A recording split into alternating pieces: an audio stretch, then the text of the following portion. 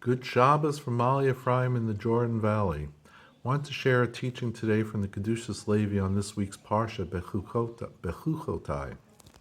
The parsha begins by saying, "If you follow my statutes and observe my commandments and perform them, I will give your rains in their time. The land will yield its produce, and the tree of the field will give forth its fruit." Kedushas Levi raises a question: aren't we taught? Don't the sages teach us that that in this world there is no reward for a mitzvah? Because the context of this verse, "I will give you rains in their season," implies that we will be receiving the reward of rains in their season for the observance of mitzvahs.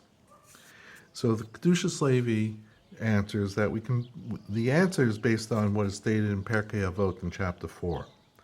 And that is that the reward of a mitzvah is another mitzvah.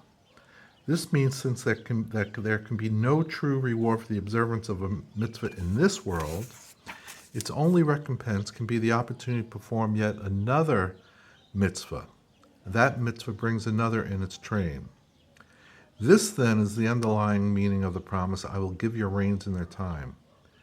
Because when we receive rains in their time, rain brings blessings to the world and makes it more material prosperous, enabling each and every person to have the material benefits that we can give charity to others.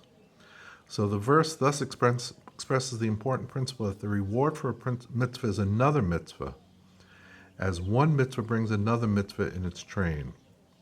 And may we all be blessed to understand this, and that we can appreciate when we do a mitzvah, one is drawing us closer to Hashem. And when we realize it brings us closer to Hashem, then we're going to be encouraged to do more mitzvahs and to run to do mitzvahs as it connects us to Hashem and brings us to do more mitzvahs.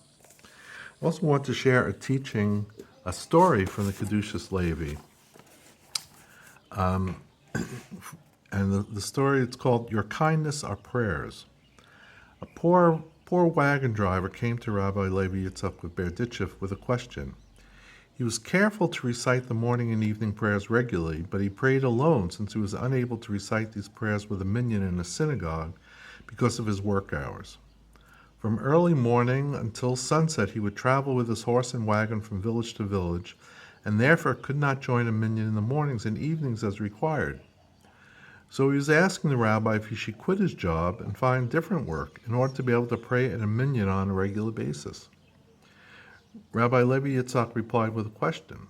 "Tell me, please, when you meet someone on the road who is walking the direction that you are traveling, do you take him in your wagon without payment?"